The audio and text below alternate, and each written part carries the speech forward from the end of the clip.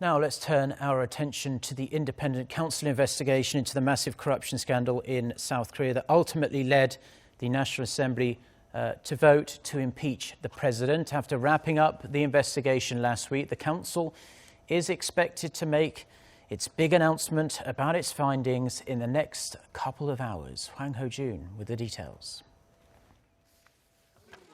Independent counsel Park Young-soo is slated to announce the results of his team's 70-day-long investigation on Monday, and he's expected to offer detailed information on President Park Geun-hye's involvement in the affair. The investigation into the power abuse scandal came to an end last Tuesday after Acting President Hwang Kyo-ahn refused to grant a one-time 30-day extension of the probe, citing a need to stabilize state affairs.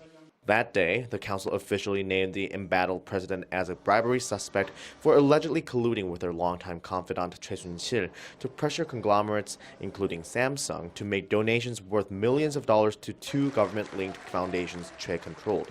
The case has led to charges against several of the high-profile suspects.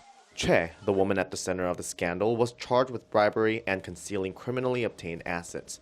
Samsung Electronics Vice Chairman Lee Jae-yong was charged with bribery, embezzlement, hiding assets overseas, and committing perjury before Parliament.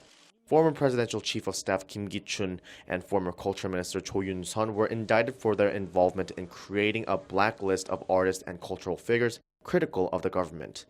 The independent counsel team was forced to end its probe without an interrogation of the president or a search of the presidential office after its attempted search was halted by presidential aides citing security reasons.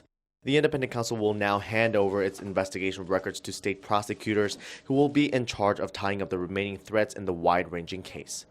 Hwang Hojun, Arirang News.